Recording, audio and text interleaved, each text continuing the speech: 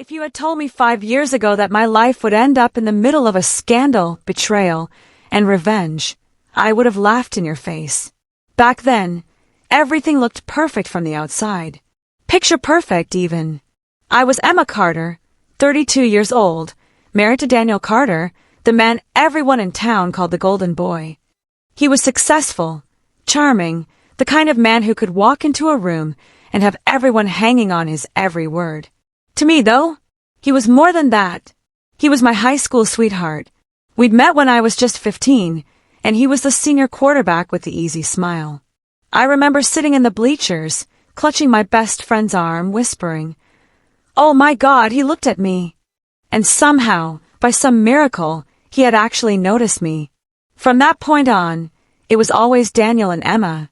Prom together, college together, marriage right after graduation. People used to say we were the kind of couple that gave them hope. We were goals, as the younger ones called it. Our wedding day was something out of a fairy tale. My parents cried, his parents bragged, and Daniel whispered in my ear during our first dance, "I'll never let you go, Em. You're my forever." I held on to those words like they were carved into stone. We built a life together, bought a house in the suburbs, the kind with the white picket fence, and a lawn that Daniel always insisted had to look better than the neighbors. He worked at a financial firm downtown, quickly climbing the ladder. I taught at a local elementary school, the kind of job that didn't pay much but filled my heart with joy. When we had our first child, Lily, I thought my life was complete. She was tiny, with Daniel's dark hair and my hazel eyes. 2 years later came Ethan, our little whirlwind who never stopped running around the house. Together, we were a family that made Christmas cards, went on summer vacations, and spent Sundays at church. From the outside, it was perfect. From the inside, it felt real. It felt happy. Or so I thought. I remember one night, sitting on the couch after we'd put the kids to bed. Daniel leaned back with a beer, looking exhausted but satisfied. I cuddled next to him, my head on his shoulder, and whispered, "We're really lucky, aren't we?" He kissed the top of my head and said, "The luckiest." I believed him, and that's why what came next nearly destroyed me. Because while I thought we were building forever, Daniel was building something else. Something darker. Something I couldn't even imagine at the time. But before I take you there, before I tell you how the man I trusted most turned into the person who broke me the worst, you need to understand just how much I loved him. Love isn't always fireworks and passion. Sometimes it's the quiet things, packing his lunch every morning, knowing how he liked his shirts folded, kissing him goodbye even when he was late. I poured myself into that marriage, into that family, without ever questioning if he was doing the same. My parents adored him. My mom once told me, "Emma, you hit the jackpot with that man. He'll never let you down." My dad shook his hand at family barbecues and said, "Daniel, you're the son I never had." I believed them. Even my friends envied me. When we went out for girls' night, they'd roll their eyes and say, "Of course Daniel's perfect. Of course he sends you flowers for no reason. Of course he never forgets your anniversary." I smiled and nodded, never once thinking it could all be a performance.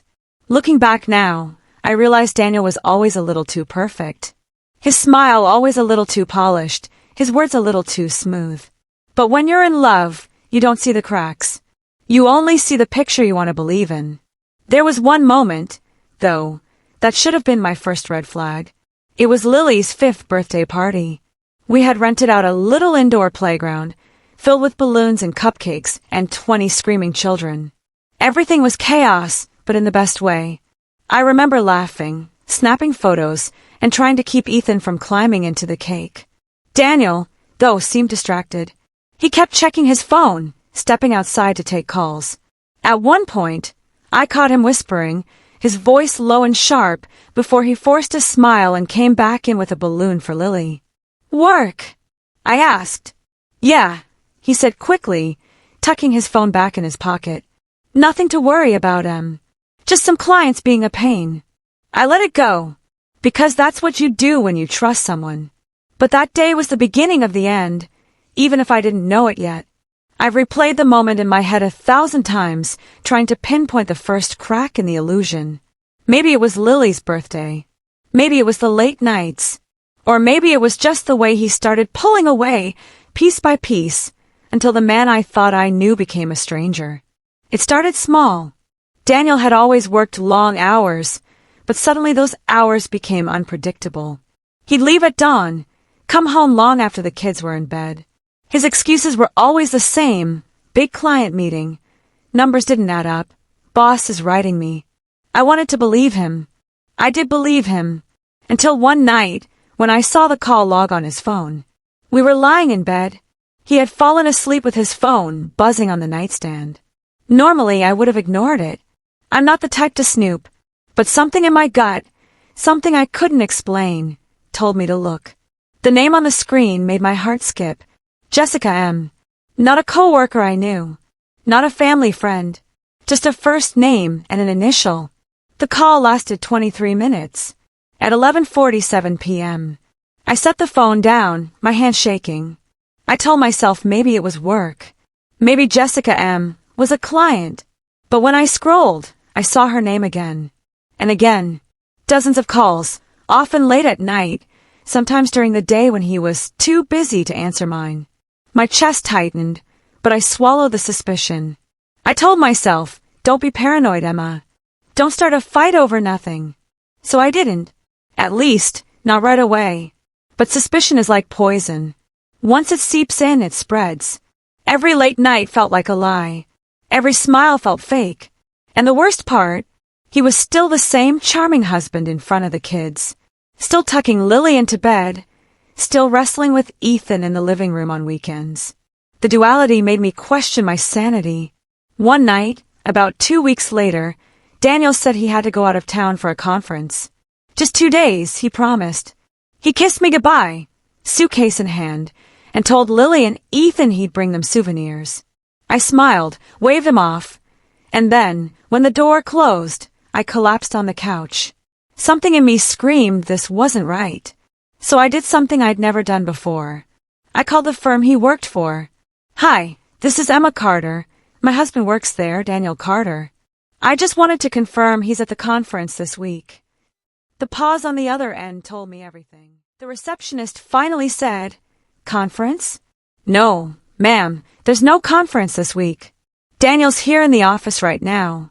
Do you want me to transfer you?" My blood went cold. I hung up. That night, after the kids were asleep, I drove. I didn't know where I was going, but some instinct guided me. I parked a few blocks from his office and waited. Around 9 p.m., I saw him walk out, not alone. She was tall, blonde, dressed in a red coat that screamed expensive. She laughed, tossing her hair back, and Daniel looked at her the way he used to look at me. My Daniel. My husband.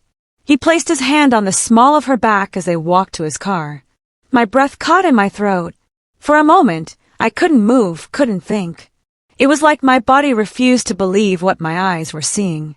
But then the tears came, hot and violent, blurring my vision until I could barely see the taillights disappear. I drove home in silence, my fingers gripping the steering wheel so tight they left marks. When I finally made it inside, I collapsed on the bathroom floor, sobbing into a towel so the kids wouldn't hear me. The next morning, I plastered on a smile and made pancakes for Lily and Ethan like nothing had happened. But inside I was breaking. 4 days, I lived in denial. Maybe it was just a fling. Maybe it was stress. Maybe he'd realize what he was throwing away and come back to me. But then I found the receipt. Tucked into his jacket pocket, a receipt for a hotel downtown. 2 nights, suite with champagne service. I sat at the kitchen table, holding that piece of paper like it was a death certificate. Because in a way it was. The death of my marriage. The death of the man I thought I knew. That night, when he came home, I confronted him. "Daniel," I said, my voice trembling but firm. "Who is Jessica?" For a moment he froze. Just a fraction of a second, but enough. Then he chuckled, shaking his head. "Emma, you're imagining things. She's a client. A client you spend the night with at a hotel." I threw the receipt at him. His face drained of color. Then, in an instant, the mask slipped back on. He sighed, ran a hand through his hair, and said, "You weren't supposed to find out like this." My world tilted. So it's true. He didn't deny it, didn't apologize, didn't even look ashamed. Instead, he leaned against the counter and said, "Emma, I haven't been happy for a long time. Jessica makes me feel alive again. I didn't want to hurt you, but this is where I am." My knees buckled. I grabbed the edge of the table to keep from collapsing. "Alive again," I whispered. "We have children, Daniel. A family. And you throw it away for her." He shrugged. Actually shrugged. "People fall out of love, Emma. It happens. Don't make this harder than it has to be." In that moment, something inside me snapped. It wasn't just betrayal. It was the utter coldness in his voice, the way he dismissed 12 years of marriage like it was nothing. I realized then that the man I loved was gone. Or maybe he'd never existed at all. That night, I lay awake, staring at the ceiling while he slept on the couch. My tears had dried, replaced by something else. Anger. And under that anger, a fire I didn't know I had. Because if Daniel thought he could destroy me and walk away unscathed, he was dead wrong. I don't remember much about the days right after I confronted Daniel. It felt like I was floating outside my own body, watching someone else's life unravel. I'd wake up, pack lunches, drive the kids to school, smile at other parents in the drop-off line, and then sit in the car afterward, gripping the steering wheel until my knuckles turned white. The betrayal wasn't just about the affair. It was deeper. It was the lies, the way he looked me in the eye and swore he loved me while sneaking off to hotels. It was the way he dismissed me, like I was disposable. At night, I'd sit alone in the kitchen with a glass of wine, staring at the shadows on the wall. Over and over, my mind replayed his words. "Jessica makes me feel alive again. People fall out of love, Emma. 12 years. 2 children." And he acted like it was a sweater he'd outgrown. I cried until I had no tears left. Then, slowly, the grief turned into something sharper. I started imagining what it would look like if he lost everything the way I had. But planning revenge is different from fantasizing about it. I wasn't reckless. I had Lily and Ethan to think about. I couldn't just burn it all down without protecting them first. So I started small. I began documenting everything. Every late-night call, every unexplained expense, every receipt I found stuffed in his pockets. I started squirreling away copies of bank statements, credit card bills, even his emails when I could get access. By day, I played the role of the dutiful wife. By night, I became an investigator in my own home. And let me tell you, the deeper I dug, the darker it got. It wasn't just the affair. Daniel had been funneling money into a separate account for months. Tens of thousands of dollars. Money I never knew about. Money he was clearly planning to use for his shiny new life with Jessica. That discovery nearly sent me into another spiral. But instead of breaking me, it hardened me. If Daniel thought he could strip me of dignity, of stability, of the life I built with him, he was about to learn who he was really dealing with. I didn't tell anyone at first. Not my parents, not my friends. I carried the secret like a stone in my chest. But one evening, sitting across from my best friend Sarah at our favorite diner, I cracked. She was sipping her coffee when I blurted out, "Daniel's cheating on me." Her cup froze midair. "What?" "With someone named Jessica. I've got proof. Hotels, calls, everything." Her face shifted from shock to fury in seconds. "Emma, oh my God. That son of a—" She stopped herself, glancing at the waitress nearby. Then she leaned in, eyes blazing. "What are you going to do?" And for the first time I said it out loud. "I'm going to ruin him." Sarah blinked. "You're serious?" "Dead serious. Because this wasn't just about betrayal anymore. It was about justice. But justice doesn't come cheap. And revenge, if done right, takes patience. I started by hiring a private investigator. Quietly, discreetly, with money from my own savings account. I told him everything I knew, handed over the documents I'd collected, and waited. Weeks passed. On the surface, Daniel and I lived like awkward roommates. He still kissed the kids goodnight, still sat at the dinner table, but between us, there was nothing but cold silence. Sometimes he'd look at me like he wanted to explain, maybe even apologize, but I never gave him the chance. One night, the investigator called. "Mrs. Carter, I think you'll want to see this." When he slid the photos across the table at our meeting, my stomach clenched. Daniel and Jessica. In restaurants, in her apartment, in his car. Kissing, holding hands, laughing. The evidence was undeniable. But the photos weren't the shocking part. The shocking part was the note the investigator slid to me after. "Did you know Jessica has a record?"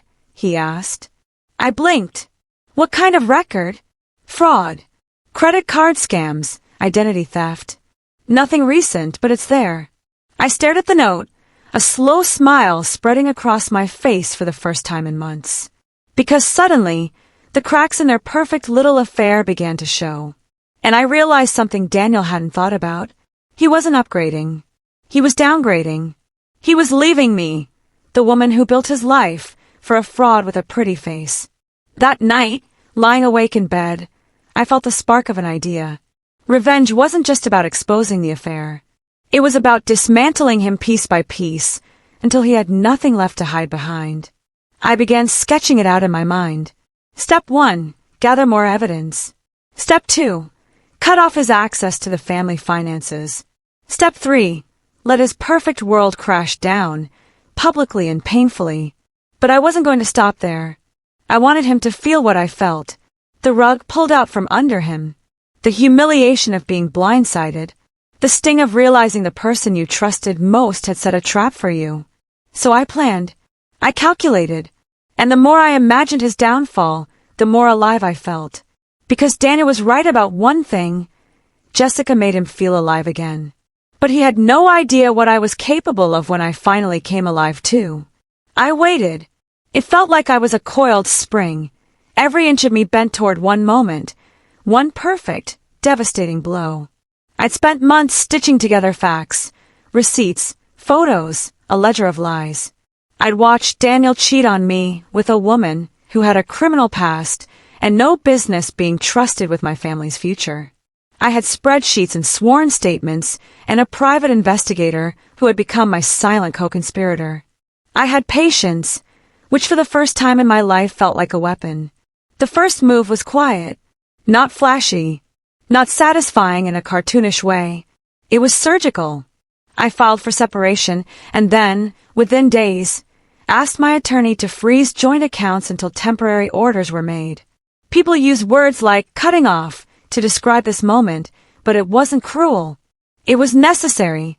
I knew that if I let him keep the cash flow, he could disappear with every cent before anything was sorted.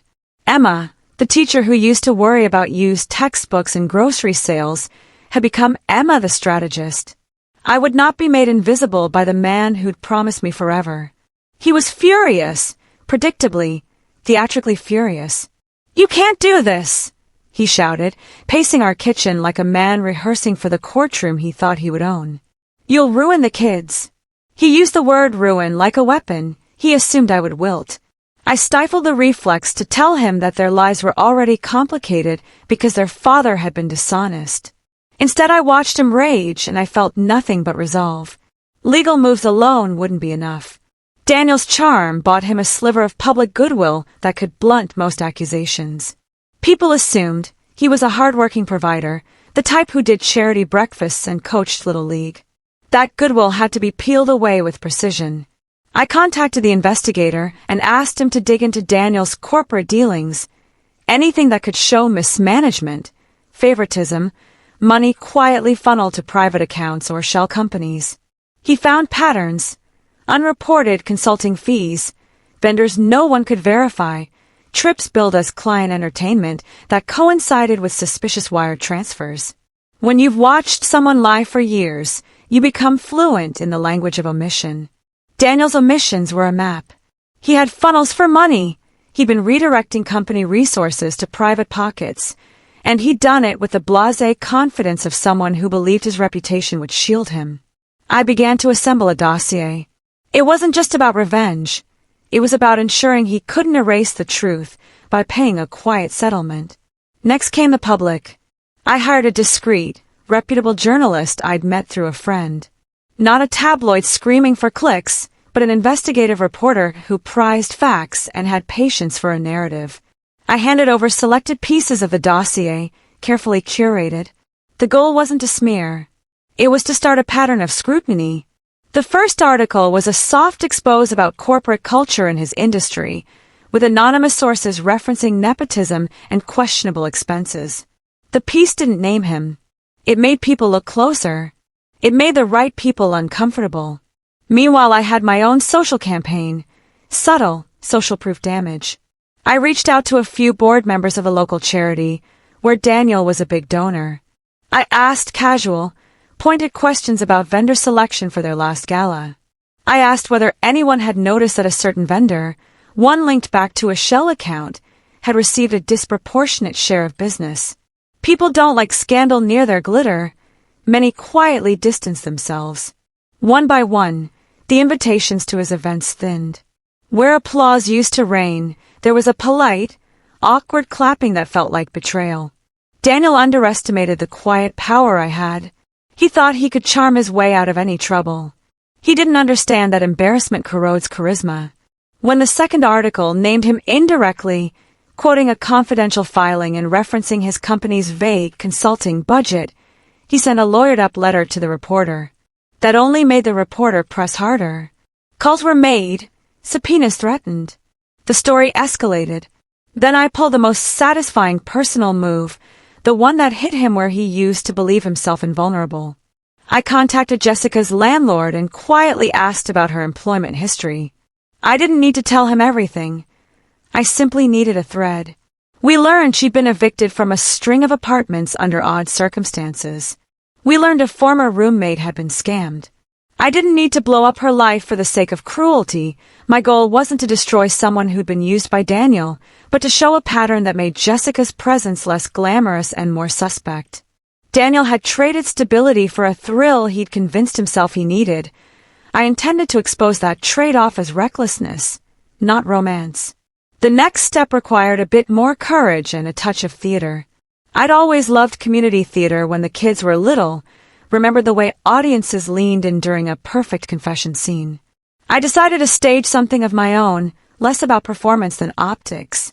We organized a small, quiet fundraiser for the school, ostensibly to improve the library. I told a few neighbors, and my closest friends helped organize it. Daniel, predictably, agreed to help. It was the perfect trap. Publicly, he showed up in his tailored suit, smiling, which is exactly what he thought he should do. I wore a dress I hadn't worn in years, calm, tidy, a little fierce. I wasn't trying to hurt him by looking good. I wanted the world to see me as I had always been, competent, full of life, not the scorned woman in the back of a courtroom.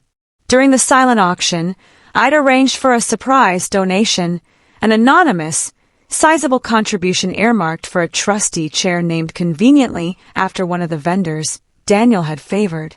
The moment was engineered so the crowd would see the rubber meet the road. People asked where the funds had come from, and an awkward hush fell when the board member, under pressure, mentioned that the vendor's company had won multiple contracts in suspiciously close succession. Cameras from a local outlet had been invited under the guise of covering the event. We planted a seed of doubt in front of the very neighbors who had once nodded knowingly at Daniel's good fortune. The ripple began. Simultaneously, my lawyer filed quiet motions that would slow and bind Daniel, requests for temporary custody terms, for immediate accounting of all joint assets, for an order requiring disclosure of any offshore entities. He had to list everything. He couldn't hide funds behind cheerfully named accounts anymore. I'd prepared shiploads of documentation. The legal bindings tightened like a net. One of the things people don't realize about revenge is how public shame and legal maneuvering feed each other. An article hints at impropriety. The board asks a question. Lawyers demand accounting. Auditors smell blood. The third public mention is not the same as the first. It looks like pattern, not accident. I watched him flail, going from denials to excuses to the thin veneer of contrition that public men adopt when the cameras are trained on their faces. I remember one evening in particular, staying late at my attorney's office with a stack of evidence and a pot of coffee that could have kept a newsroom alive. Daniel called, an unheard number on the phone. I let it ring. He left a message, short, clipped, begging in a way that felt like someone calling for a lifeline. "Emma," he said twice, as if repeating my name would buy him time. "Please, let's talk. For the kids." It was the sort of line men like him use, and I'd heard it many times in many forms. This time it sounded hollow, brittle, like glass under pressure. I felt no mercy. I would not let him play the protector while he'd been the perpetrator. As the pressure mounted, he tried to play the sympathy card.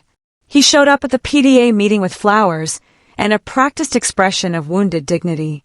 Many of our neighbors pitied him. He was a man publicly humiliated. But pity is shallow. In private conversations, the same women who patted his hand at the meeting confessed to me with hushed voices. We always wondered about the accounting. The pivot had started. Where he once held sway, uncertainty had set in. Now for the more personal, cutting strikes. This is where I let my mind sharpen into a scalpel.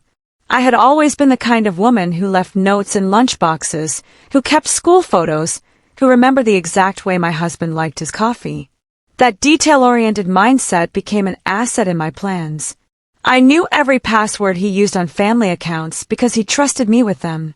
I used that access responsibly. No hacking, no theft, just careful, legal reallocation and documentation. I moved money into accounts for the kids' futures, into an account under my name, documented every step, and then notified our attorney. The legal filings would show that I had acted in the children's best interest, not in anger. The optics mattered. Then came the moment I'd been waiting for, when everything came together and I could deliver the knockout. The court scheduled a temporary hearing to determine custody and preliminary asset demands. The press, sensing heat, were there in numbers. I walked into that courtroom steady, composed, the woman who remembered music class recitals and scraped knees as much as she remembered late-night spreadsheets. Daniel arrived flustered, guarded. His lawyer was there, too, the same man who always looked like he'd rather be golfing than litigating. I presented my case with the calm clarity of someone who'd been wronged and had spent months preparing. The judge listened as my lawyer outlined the unreported accounts, showed receipts that matched his trips with Jessica, matched corporate invoices to his personal expenditures. We presented witness statements and the investigator's sworn affidavit about Jessica's history. We had the paper trail that made it impossible to paint us as a bitter wife out for revenge. It was damning, not because it was cruel, but because it was the truth. When the judge ruled to place the disputed accounts in a temporary trust and to order a forensic audit of Daniel's bookings, I felt a cold satisfaction the likes of which I'd never felt. It wasn't joy. It wasn't vindictive glee. It was a calm sense of permission. The law had sided with evidence, not charm. The man who had thought his reputation could shield him was naked under the lights. But a decisive courtroom victory isn't the kind of revenge that tells the whole story. That would have been only half the symphony. The most devastating part for Daniel was personal humiliation. The second public article dropped the day after the hearing. It outlined the court's temporary measures, quoted an anonymous employee alleging favoritism, and referenced discrepancies in vendor contracts. It mentioned the name of a vendor everyone in town recognized, one Daniel had quietly favored. The headline was merciless, local titan under scrutiny as charity contracts questioned. I watched the way people looked at him after that, the casual avoidance at soccer practice, the way his name was mentioned less at the country club lunch table. Pride is built on people's gazes. When those eyes slide away, arrogance withers. Friends who had once defended him at backyard barbecues now whispered that maybe, just maybe, they had been naive. It was small things piling up, 1,000 paper cuts that left him bleeding reputation. There was one move left, the one that kept me awake planning. I needed to turn the affair into the thing that cost him everything, a public accountability that would not be shrugged off.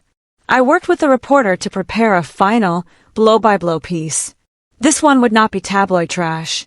It would be a long read that told the full arc. The affair, the financial irregularities, the charity contracts, the witness statements, the legal filings. It would frame Daniel not as a flawed romantic, but as someone who'd betrayed his family and abused his position. Importantly, we made sure to highlight Jessica's role not as a villain, but as a consequence, a person who had taken advantage of a man who abandoned his obligations. When that piece published, the social world shifted. Boards demanded emergency meetings. Donors withdrew pledges pending investigations. The company's stock wavered on bad quarters and worse headlines. People who had once invited him to speak now emailed excuses. His office became a place of hushed meetings and blank-faced lawyers. It wasn't just about money, it was about trust eroding. I stood back and watched, not without complexity. Revenge had changed me. I felt triumphant, yes, but also hollow in places I hadn't expected. The kids, Lily and Ethan, were the only balm. They still loved their father. They still believed in bedtime stories and pancake sundaes. My actions were never about taking away their father. They were about ensuring their father could not create a fantasy life at our expense, about making sure he took responsibility. There were moments when guilt crept in. Seeing Daniel's hands tremble during a deposition wasn't a joy I could savor. I had been loved once, and I had loved him. There are parts of a person you don't want to destroy, even if they've hurt you. But betrayal changes the calculus of mercy. He'd made choices. I'd made a plan. Consequences followed. The last public blow came in a way I hadn't entirely expected. The company's audit found enough discrepancies that the board placed him on leave pending a full investigation. It was the kind of corporate sanction that sticks. It's not a firing, but it's a social death. Contracts dried up. Board seats were vacated. The resume that once dazzled recruiters now looked like a cautionary tale. One quiet afternoon, I received an envelope. Inside was a note from Daniel. No lawyer, no grand gesture, just his handwriting, shaky, embarrassed. 2 words preceded by an apology. I'm sorry. It would have been good if he had said it louder in court, in front of the people he'd lied to. But it was something. I sat with it for a long time, the paper thin, and I folded it back into the envelope. I didn't send a reply. People asked me afterward whether I felt satisfied. The public had 100 versions of satisfaction, gleeful, vindictive, cathartic. For me, it was quieter. I felt like a woman who had reclaimed the narrative of her life, who had refused to be erased. I'd used the law, community pressure, and public accountability to ensure the man I loved could no longer hide behind charm. There were side effects. Some friends drifted away, uncomfortable with the ugliness. Some neighbors whispered that I'd been too ruthless. But most saw me at the school function weeks later, and one of the women who'd once been a social gatekeeper came up to me, eyes wet. You did the right thing, she said. He'd have taken everything. Her words steadied me in a way that headlines never could. In the end, the revenge was not about bloodlust. It was a reclamation. I reclaimed financial stability for my children. I reclaimed the dignity stripped from me by a man whose version of love was transactional. I reclaimed the version of myself that knew she deserved more than crumbs of affection and a life that could be discarded for a flirtation. When the garnishments were in place, when the funds for the kids were safe and the courtroom's temporary orders became the backbone of our settlement, I signed the final papers with hands that didn't tremble. Daniel and I negotiated custody that protected the kids and made sure his financial shenanigans would never reach their pocketbooks. The divorce was finalized not as the end of a romance, but as the closure of a chapter that had been poisoned by deceit. Walking out of the courthouse that day felt odd, like emerging into sunlight after a long, dim tunnel. People glanced. A neighbor offered a small, awkward smile. No one shouted triumph. That's the funny thing. Real life doesn't give you the cinematic applause you imagine when you plan vengeance. It gives you the hard work of rebuilding, of going to parent-teacher conferences alone sometimes, of making new holiday plans without the man whose name used to be stitched into everything. I didn't become a different person in some cartoonish sense. I still loved music class and after-school snacks and the way Ethan smeared peanut butter on his chin. But I'd learned to fold my anger into something useful, into vigilance, into the ability to say no when someone would take me for granted. And Daniel, he learned too, though not always in a way that would make for a neat moral. He lost prestige, control, and the simple life of unquestioned admiration. He had to face audits, explanations to board members, the slow erosion of invitations and fans. It was brutal in its way, and at times I felt an unexpected ache watching his name sink in public estimation. But he'd made his choices. I'd made mine. There are nights now when I sit with Lily and Ethan, tucking them in, and I think about how fragile trust can be and how durable a person can become when they refuse to be passive in their own life. Revenge is a story people tell themselves in the mirror to justify a long, hard climb back to dignity. It's messy and complicated and never exactly the way you imagine. But it can be righteous when it's built on truth and aims at restoration rather than mere ruin. Sometimes, in the grocery aisle, another mom will come up and tell me she read the article, that she admired what I did. Sometimes not. But the important thing is this: I kept my children safe. I made sure they would not suffer for their father's choices. I reclaimed a life that once felt like mine and made it permanent. And if the world wants to call it revenge, I will accept that title. But in my heart, it was something more. It was a woman refusing to be silenced, refusing to be erased, refusing to let her children inherit the consequences of another man's selfishness. It was messy and brutal and necessary. I am Emma Carter. I survived the betrayal, I fought for my family, and I made sure the man who thought he could walk away without consequence learned that actions have echoes. The lesson is simple and old. Do not underestimate a woman who has been pushed to the edge. She will come back with paperwork, patience, and a plan.